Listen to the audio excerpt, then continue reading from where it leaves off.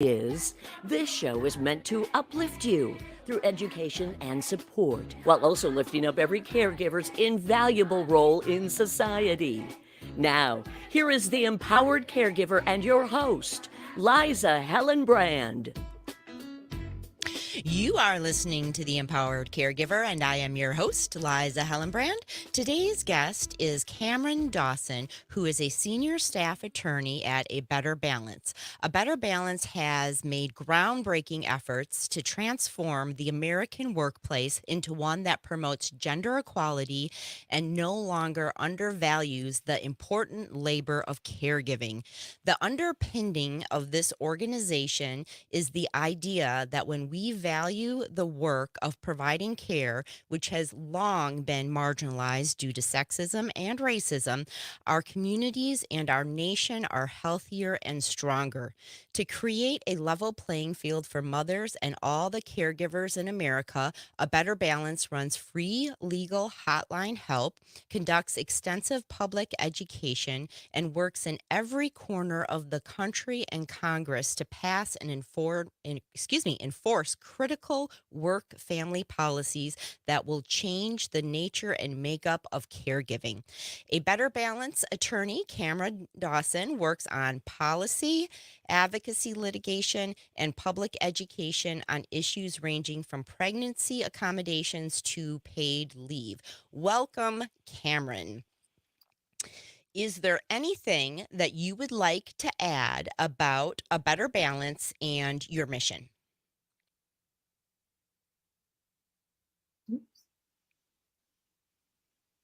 Oops, can you hear? I think my internet is going in and out, so apologies for that, but can you hear Oh, me now? no. I can hear you now. Awesome. So A Better Now, Balance. Anything that I missed in that introduction? well, Liza, you just about covered it. Like you said, I'm a senior staff attorney at A Better Balance, and we're a national legal advocacy organization, and we really do try to use our expertise in the law to combat discrimination against pregnant workers and caregivers. And a large part of that work includes advancing supportive work family policies like paid family and medical leave and paid sick time and flexible scheduling for caregivers. So we're really happy, to share our main mission of using the power of the law to advance justice for workers so they don't have to choose between, caring for their loved ones or themselves and jeopardizing their economic security and their paycheck. And so really excited to talk more with you today and share what's on the new bin for Wisconsin and folks in Wisconsin. Well, I am really excited to have you, and you're absolutely right. No person in America should have to make a choice between caring for their loved ones or earning a paycheck. And from what I've read about your organization, you focus primarily on family caregiving and women's issues. Why these issues? Why are these so important? And I will say, Liza, at the time of A Better Balance's founding in 2005, we really weren't having these conversations about work family balance in a holistic sense and an inclusive sense. Those conversations may have been about the professional, high income earning women, and it really did ignore the experiences of many working women who were in low wage, often physically demanding jobs, and those jobs that included retail or fast food or even the middle class workers who may not have had access to those policies. And when we were founded, it was in part to really correct that and add to the conversation, really making it clear that a better balance should be achievable for all workers. And it's really not done until all workers could care for themselves and have access to those protective policies, no matter their zip code or their job. And they could take care of themselves and their loved ones without risking their economic security or making that impossible choice. And I just want to say too, it's very important as a woman to be in this work because we know that women in this country still bear the brunt of caregiving responsibilities.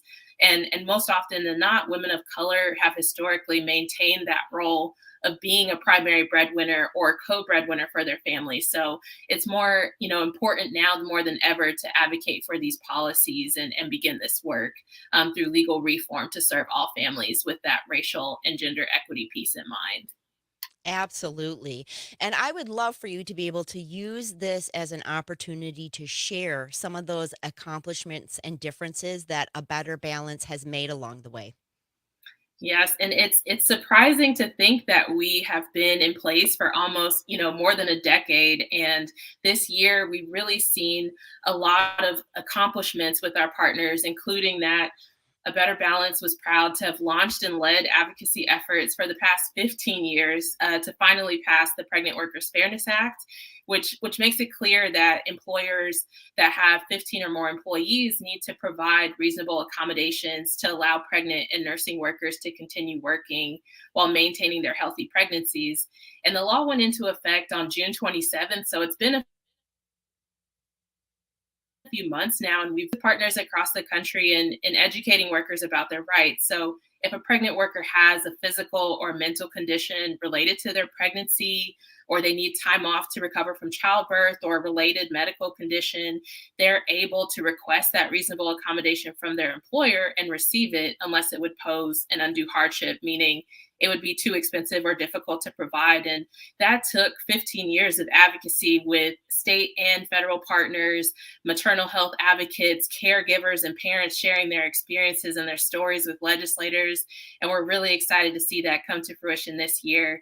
And I just want to say, too, that, we've also been proud to work and see the passage of the Pump Act, which provides that reasonable break time and space for nursing mothers in the workplace. And it also expands, access to more than 9 million previously excluded nursing mothers who may have worked at as a teacher or as a nurse, and were previously excluded under federal law. So we're excited to see these new expansions for working mothers really help advance maternal health, but also make sure that workers are connected to the workforce and businesses know, how to accommodate them. And I think we've been able, even more so this year, to see advancement of paid family and medical leave programs. Right now, we're up to 13 states and Washington, D.C., that have these paid medical leave programs. And we're also seeing paid sick time policies advance and pass in 16 states and dozens of jurisdictions. And we can't do this work without working in coalition and collaboration with legislators and fellow advocates across the country. So, we've seen nearly 60 million workers who previously did not have a single paid sick day at work now be covered by these state or local paid sick time laws, which is really amazing and goes to, our main mission and really making sure that these policies help advance health and also, economic security for families. Well, thank you so much for the work that you do, and it is kind of mind-boggling to me the time that it takes for some of these proposals to gain momentum and get passed into law. And it takes a village. I mean, the more people we have working on these issues, the more people we have aware, the further the reach, and the faster we can come along. Can you tell people in Wisconsin how they could get involved in the work if they wanted to work towards making a difference for caregivers? Absolutely, Liza. And there's a few ways I'll just note for folks. I tell people the power of your lived experience and your story matters most. And so people can start by getting involved by sharing their experiences. If you are a worker in Wisconsin and have questions about your rights in the workplace, or if you're interested in sharing your experience with A Better Balance, you can contact our free and confidential legal helpline, and that's at 1-833-633-3222. You can also, join our community advocate program where you meet other folks who are sharing their experiences and speaking out about these issues to push for change in their community. And I think we're also working with a coalition of partners in Wisconsin, and really proud to collaborate with our partners at 9 to 5 Wisconsin to advocate for a paid leave program here in the state. And so you can join the Wisconsin Care Coalition and learn more about that at paidleaveforwi.org. And they have information about these opportunities, how to write a letter to your legislator, or simply just joining in for updates. But there's no action too small. We definitely need people to get involved in this work.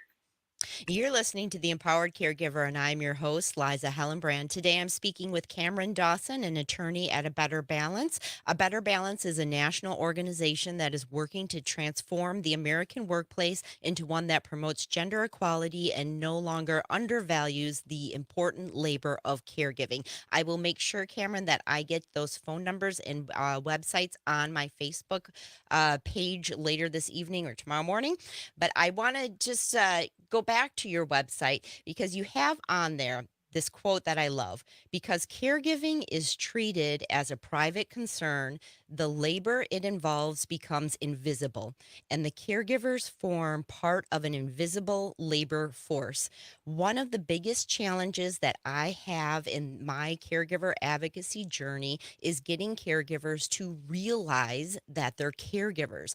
This is often seen as a familial duty. Can you help me explain to those who might not get it why they are worthy of support and resources and advocacy efforts, even if they just see themselves as a parent, son, daughter, what have you? And I definitely agree that, we have for a long time as a society really not put proper value and investment in caregiving and in the act of, giving care for our families, ourselves, even in our mental and physical health. And for those that work in the care workforce, we have seen, throughout the last decade that essential workers have not been properly given the value and investment that they need. And I do think that for caregivers, you're not just simply a caregiver, you're a hero to your family. You are the backbone of this country. And it's important to really provide those resources and support for caregivers because they really do set the foundation for our next generation of leaders and for our society as a whole. And I think it's really sad to see caregivers feel isolated and ignored, largely due to those systemic problems. There is so much work to be done. And when we come back, we are going to talk about paid family and medical leave and how Wisconsin compares to the rest of the nation in supporting family caregivers.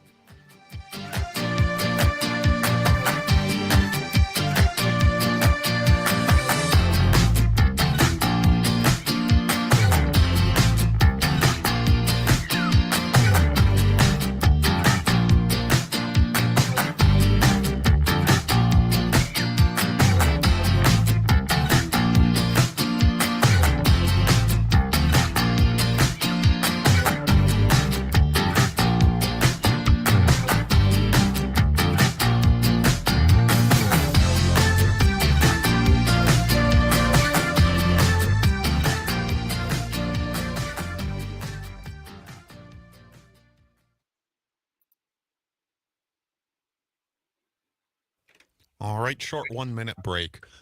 Cameron, would you mind just turning off your camera for this? You've been coming through mostly clear throughout this, but I think you had like two sort of real quick dropouts there. And I'll be honest, your camera's frozen anyways.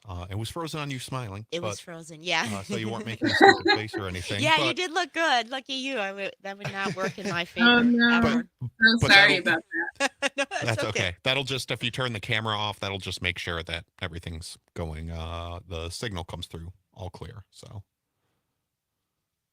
Oh, wait, hold on. Okay, there's a delay with my click, so let me try to turn it back off. There we go.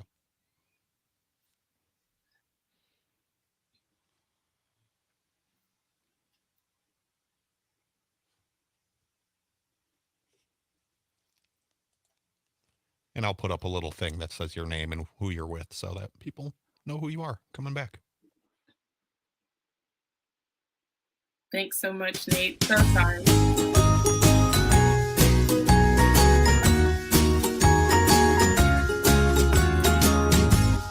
You are listening to The Empowered Caregiver, and I am your host, Liza Hellenbrand. Today's guest is Cameron Dawson, who is a senior staff attorney at A Better Balance. A Better Balance has made groundbreaking efforts to transform the American workplace into one that promotes gender equality and no longer undervalues the important labor of caregiving. The underpinning of their organization is the idea that when we value the work of providing care, our communities and our nations are healthier and stronger because of it. To create a level playing field for all mothers and caregivers in America, A Better Balance runs a free legal helpline, conducts extensive public education, and works in every corner of the country and Congress to pass and enforce critical work family policies that will change the nature and makeup of caregiving. Cameron, I want to ask you about paid family and medical leave for caregivers.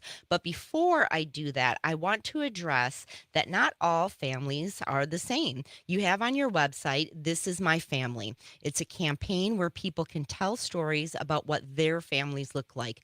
According to your website, 80% of U.S. households, I found that really shocking. I did not know, 80% of U.S. households aren't represented by the nuclear family model of a married husband and wife and their children. Why is it important that this fact is addressed in the work that you do? Yes, and I think with the This Is My Family project, it really has been a labor of love with the Family Justice Network and, the Family Values at Work and A Better Balance really want to highlight that every family is different. And because the generations and extended relatives and the responsibilities of caring for loved ones that may not even be related by blood or marriage has really become an increasing thing that we've seen in families. Every family looks different. And so, in times of need, it's really important that we recognize those families in our policies, and workers should be able to care for and be cared for by those that they consider closest to them, regardless of their legal or biological relationship. And I think we've really been able to realize that many caregivers are youth. Their ages 18 to 24, and they may be caring for multiple family members while also working full-time jobs and sustaining that economic security for their families. And especially now, we've seen that young adults have become a large portion of caregivers, and highlighting their stories through the This Is My Family campaign has really helped folks see the importance of those stories. And I found it incredibly impactful to hear Magali's story that's featured on the website, where she talks about caring for her brother who was injured in a car accident. And she felt like she couldn't juggle the responsibilities of working and caring for him in the hospital. And her job ultimately did not offer paid leave. So she had to work with her family members to really, show up and care for her brother. But she felt at times that work there was nothing that could be done for her because no one wanted to hear her experience. So listening to those types of personal stories really does bring their experiences to light for elected officials and makes it that much more important. So if folks are interested, they could check those stories out at the thisismyfamilyusa.org website. I love that. And again, it's so important. It's these stories that matter. It's these stories that make a difference. It's these stories that touch people's hearts to get them to take the next step. So I encourage everyone to go in and share their story. Cameron, a passion of mine is raising awareness on the need to create caregiver friendly workplaces. Let's start out with this paid family and medical leave. I know that you're not located in Wisconsin, but could you speak to how our family and medical leave policies differ or compare to other states?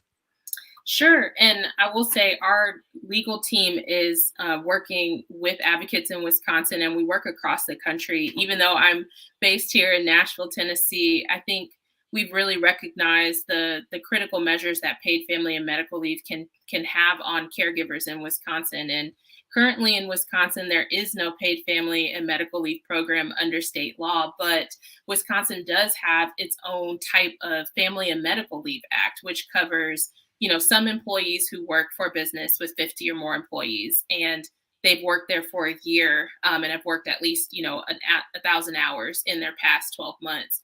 And family and medical leave can really be used for things like caring for yourself while you are taking time off to go to the hospital for a serious illness, or if a family member is receiving critical treatment for care, or even if you have recently adopted or given birth to a child and need time to take to bond with that child or care for them after birth.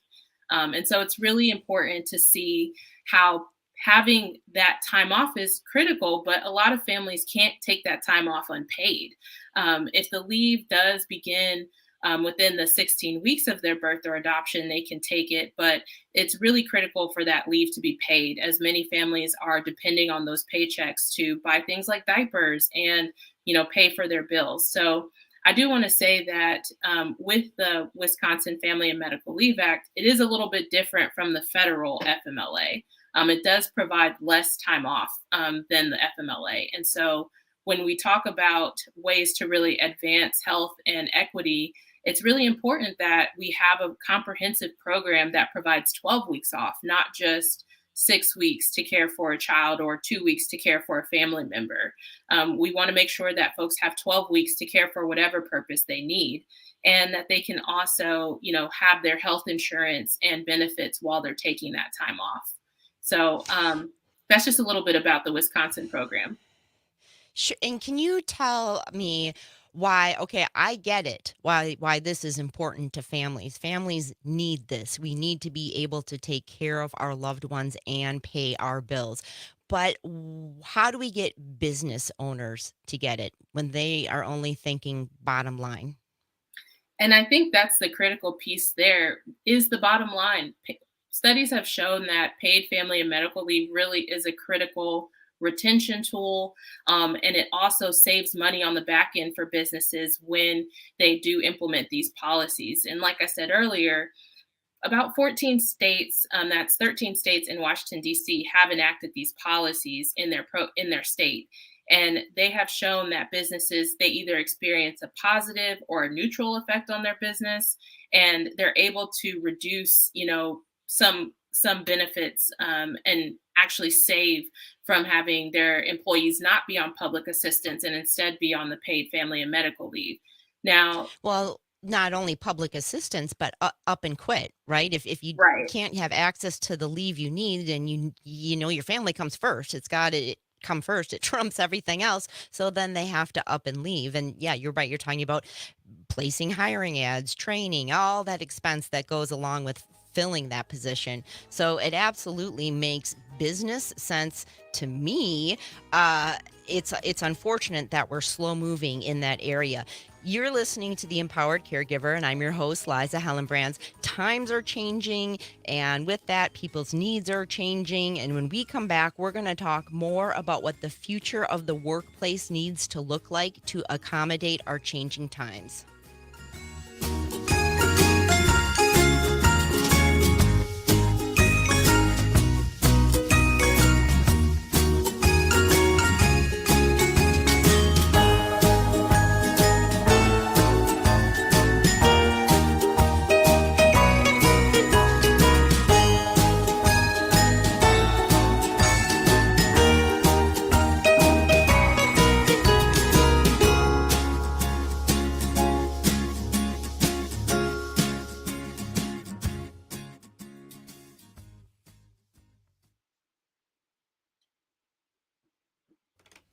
All right, and this about a 5 minute break, so I'm gonna step away for a minute. Sure, you bet.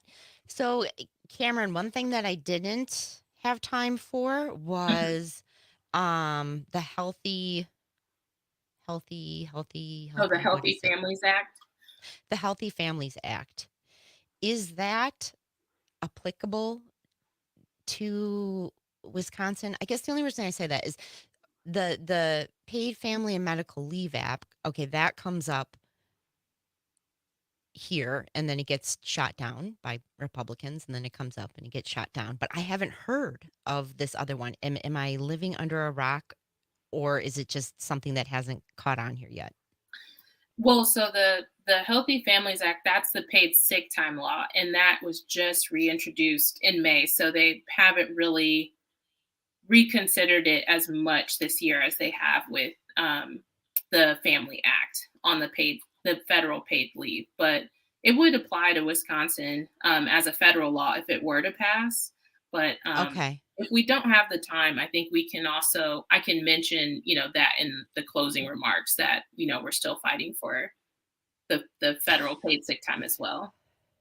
Yeah, that sounds good. I probably will skip it then since, we can't even get our state to get straight on the family and medical leave. I don't want to introduce more things that uh, aren't applicable to us yet.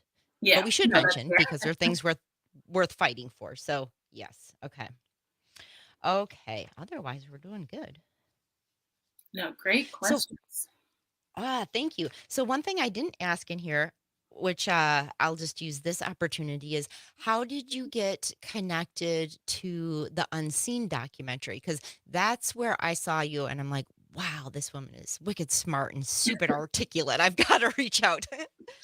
Yes, no, and yeah, I listened to Amanda and Tom's interview with you, and I was like, oh my gosh, they talk so well, and brings back memories. They had reached out just from LinkedIn, I think, and some other coworkers that had met up with them, and just wanted an overview of the policies, just on what is in place and what is not, and who's really doing the work, and kind of where do we go from here. So that's how I got in touch with them. But I told them, I mean, they're rock stars. I think this is the first documentary I've seen on this particular issue, and it's kind of mind blowing for some who've already seen it. So I think it's going to drive, more conversations and more policy, because it's hard to just ignore it with the families that were featured, and but I was glad to that they just found me from LinkedIn and Google. So Awesome. Yes, that worked out. That worked out well. That was such a wonderful documentary. And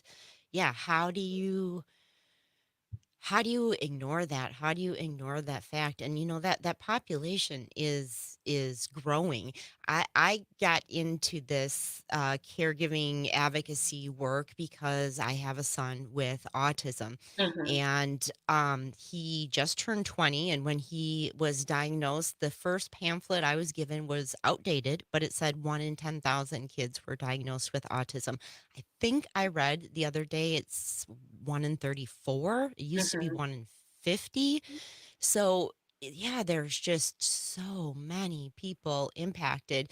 And I know it varies greatly. My son is in a college program now, and it's for students with intellectual disabilities, but he's still independent. yeah, He's still really enjoying the college experience. So for me, I had the time and the ability to try to do my little part to give this a voice, because I know so many caregivers don't. mhm, Yeah. yeah. And I think so Have many, you have feel about alone. 30 seconds. Oh, you feel Mm, alone, and then it's just, what's the next thing day to day that I have to do, let alone, join mm, advocacy, and it could be a big thing. Yeah. yes.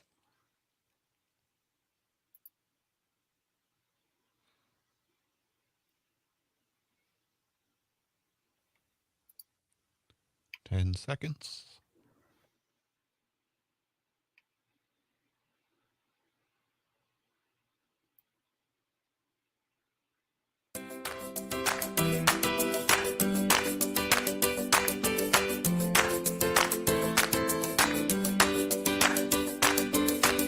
You are listening to The Empowered Caregiver, and I am your host, Liza Hellenbrand. Today's guest is Cameron Dawson, who is a senior staff attorney at A Better Balance. A Better Balance works to create a level playing field for mothers and all caregivers in America. They run a free legal helpline, conduct extensive public education, and work in every corner of the country and in Congress to pass and enforce critical work-family policies that will change the nature and makeup of caregiving.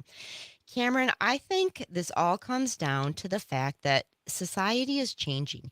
Gender roles have changed, costs have changed, technology is continually changing. The amount of information and daily tasks that we must process and deal with is always changing. And for specifically women, the list seems to be growing and growing and growing. With all of this in mind, what does the ideal workplace of the future look like? And when I say future, I know it needs to have been done, years ago. But what is it? What would your ideal workplace of the future look like?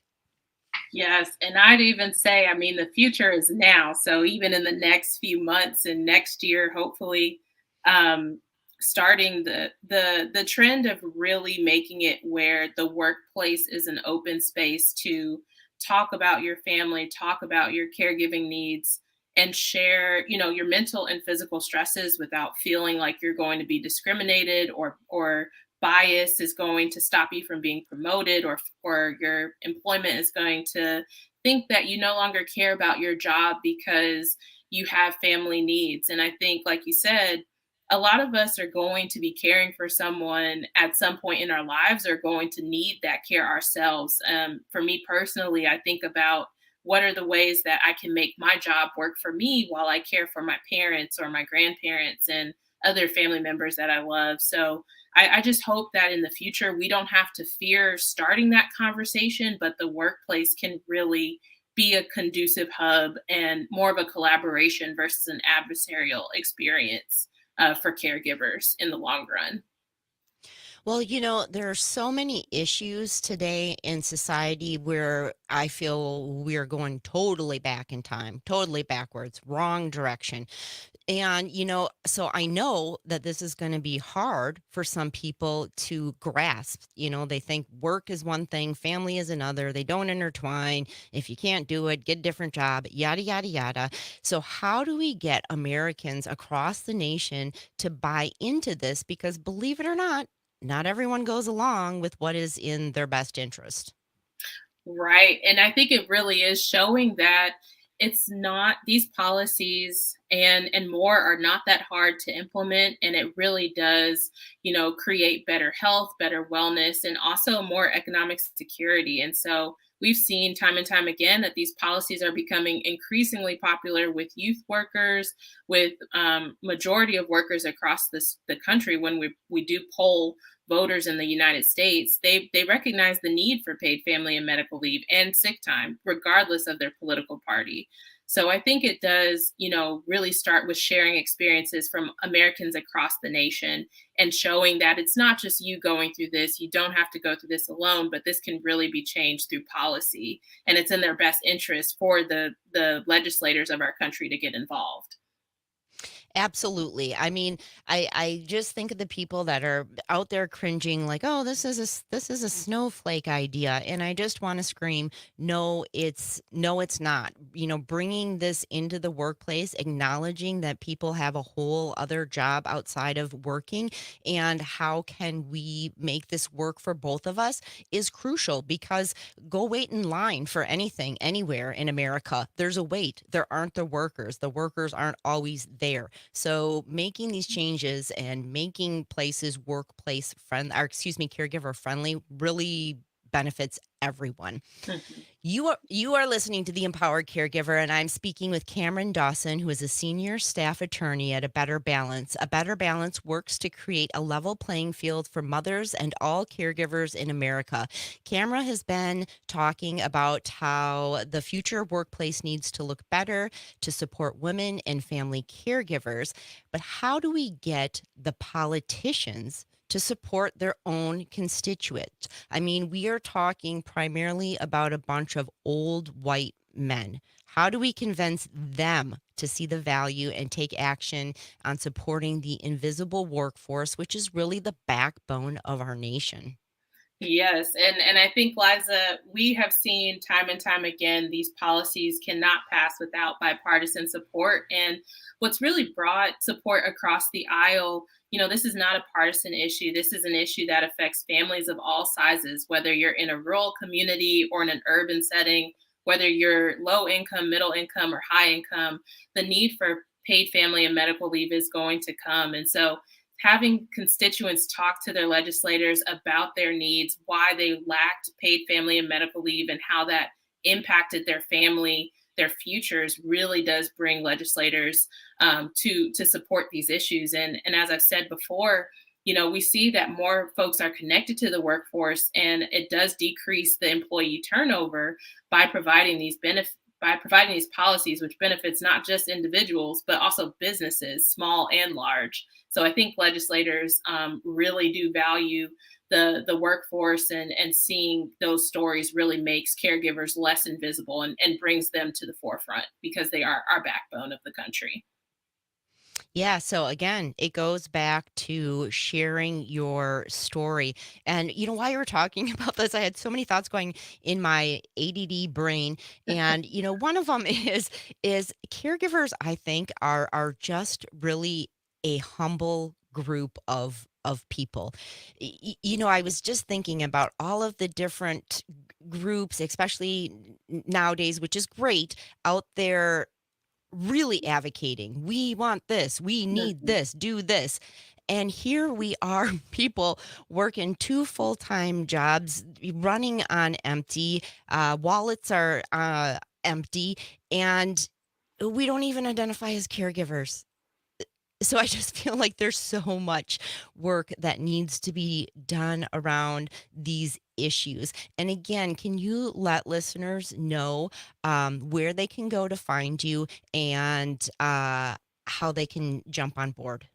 Yes, and definitely starting the trend and the movement. This is not just a moment, but a movement of wearing caregivers as a badge of honor. So you can visit abetterbalance.org to learn more information about what paid family and medical leave is, what these policies are like in your state in Wisconsin, and what your rights are.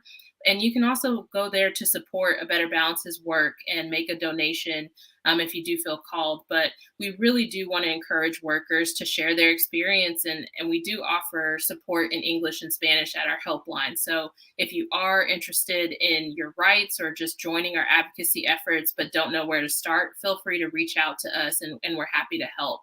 And I think, we definitely need more folks in this movement. We cannot just continue to see the same things happen over and over. So we're excited for all to come and visit our resources. And I encourage everyone to go to A Better Balance and see what they have to offer. Cameron, I'm going to throw you on the spot. I know I gave you a lot of time to prepare for these questions, but we have a few more minutes, and so I like to ask, what are three things that you wish all caregivers knew? So I would say, for me, I wish caregivers knew that, the experiences, the feelings, the mental stress and anxiety, and the day-to-day experiences they have are valid and they are real. And there are resources out there, to help support caregivers. And even if there are not resources that you personally need, it's always a group or an organization that is interested in helping you along the way. So whether that is community support or organizational support, always reach out. And I would also say that we need more advocates like you as a caregiver. There's nothing too big or too small to do. Even writing a letter or joining a sign on is enough. And so I encourage folks to do that and participate where they can. And three, I would just say you are enough. As caring for your family, you are doing everything that you can do, and that is enough. And you're really the backbone of our country. I love that. And I love that you ended with "you are enough" because that's perfect. And I get a lot of you're not alone, which is good, which is comforting. But I think a lot of caregivers feel like they're not enough, that they're not doing enough, that they're not doing it right.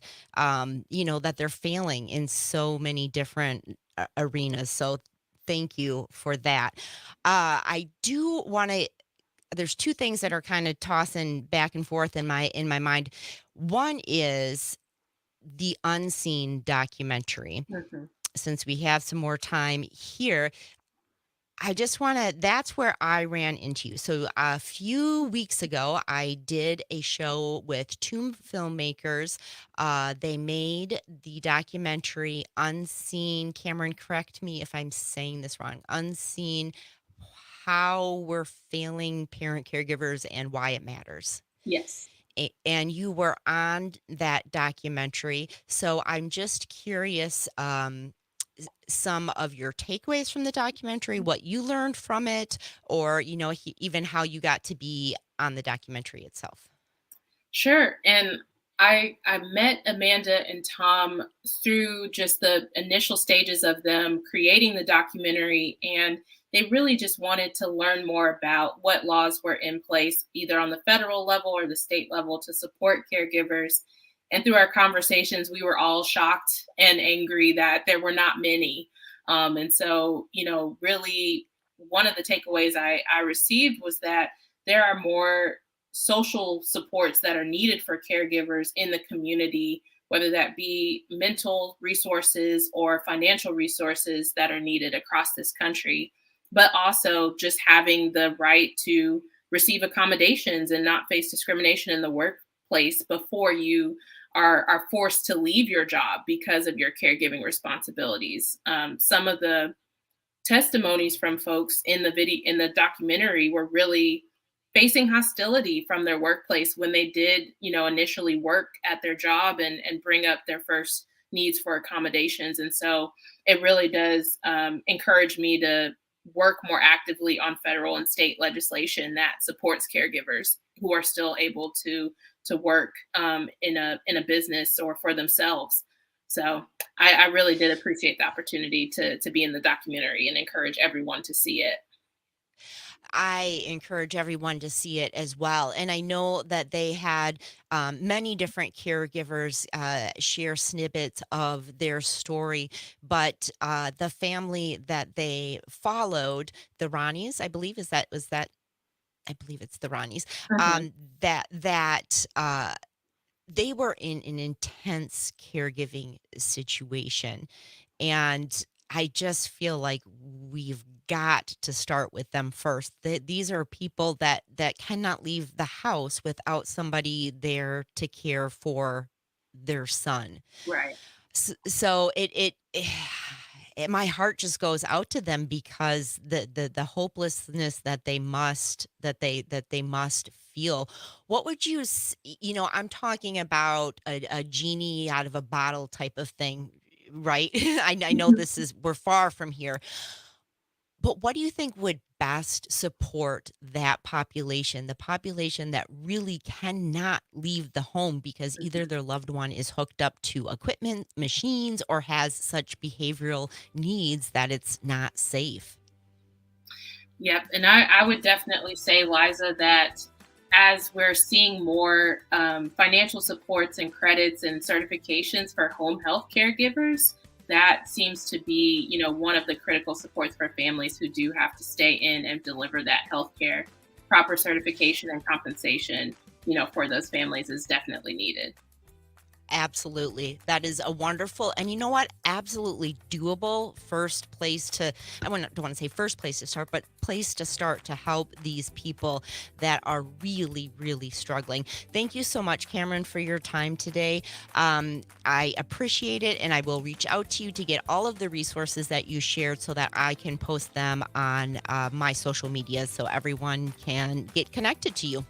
Thank you, Liza. Appreciate it All right. so much. Take care. You too.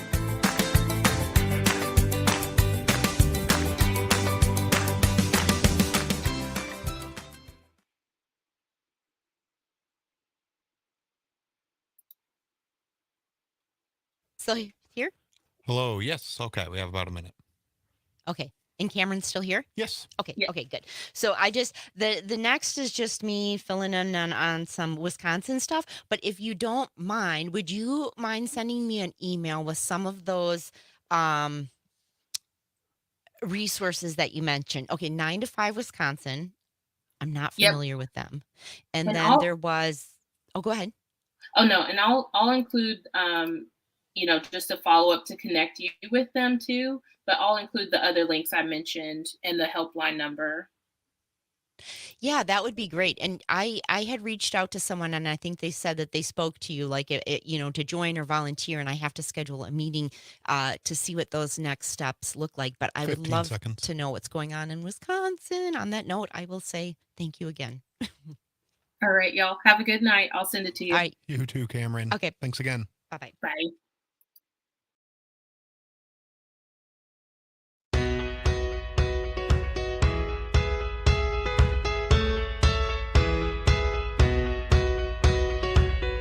You are listening to the Empowered Caregiver Show, and I am your host, Liza Hellenbrand, and I was just speaking with Cameron Dawson from A Better Balance, and the Better Balance is making groundbreaking efforts to transform the American workplace into one that promotes gender equality and no longer undervalues the important labor of caregiving.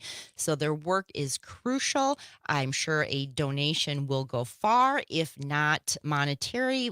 There are plenty of ways to volunteer and to get involved. So check them out at A Better Balance. And I want to shift gears here and share some good news for the state of Wisconsin. Assembly Bill 259 and Senate Bill 263, both which would allow participants in the senior care program to obtain a 100-day supply of prescription drugs instead of the current 34-day limit for most types of prescription drugs, was recently signed into law by Governor Evers. And so that impacts the senior care program. The senior care helps older adults pay for prescription drugs and vaccines.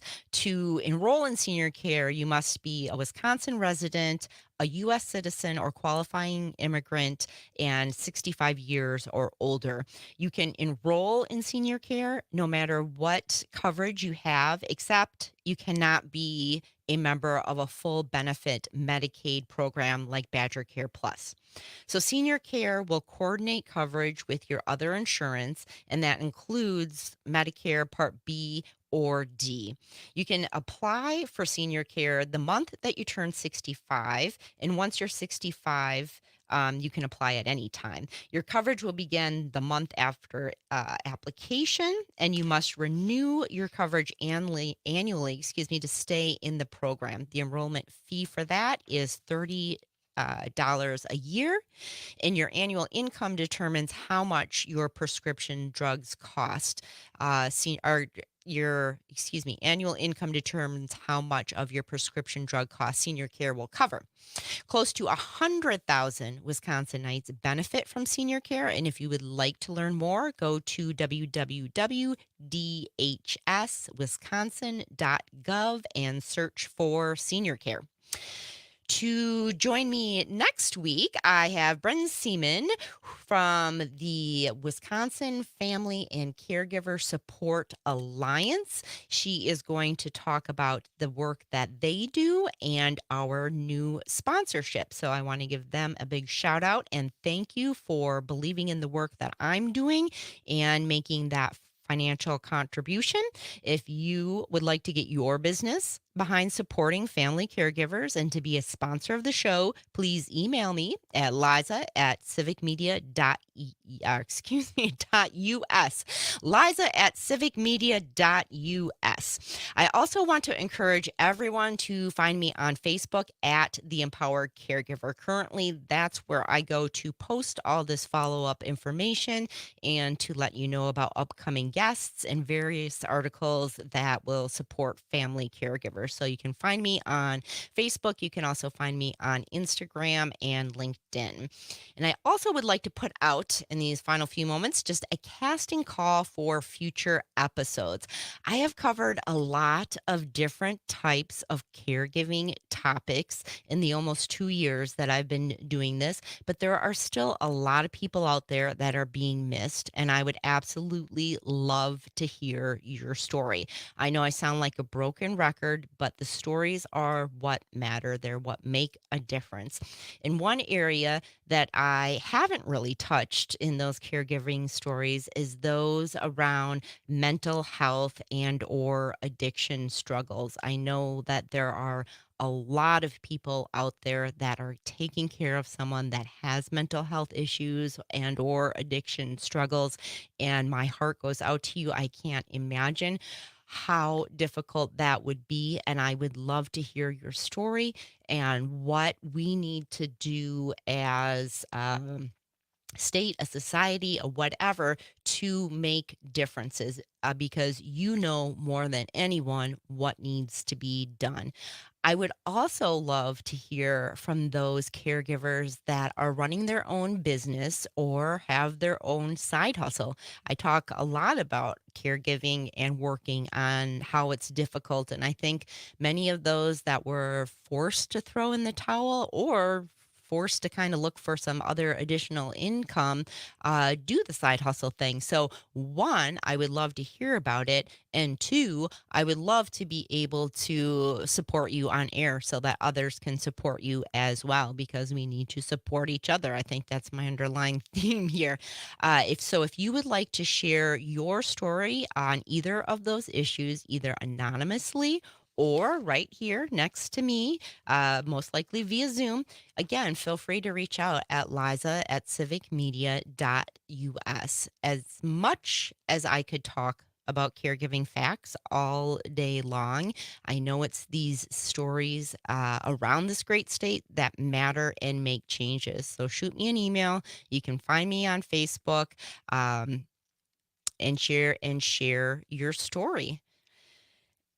And that is all that I have to say today regarding caregiving issues. Actually, that's not all I have to say. I could talk about this for hours and hours, but I know that I have a few minutes left.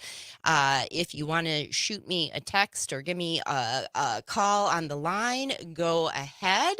Otherwise, you know what, Nate, I'm going to have to bring you in. I'm going to have to bring you in kicking and screaming because I'm all out of fresh ideas and 1 minute to go. You'll never have to drag me kicking and screaming just to talk on the air. All right. So tell me your thoughts. What has it been like working, producing the show?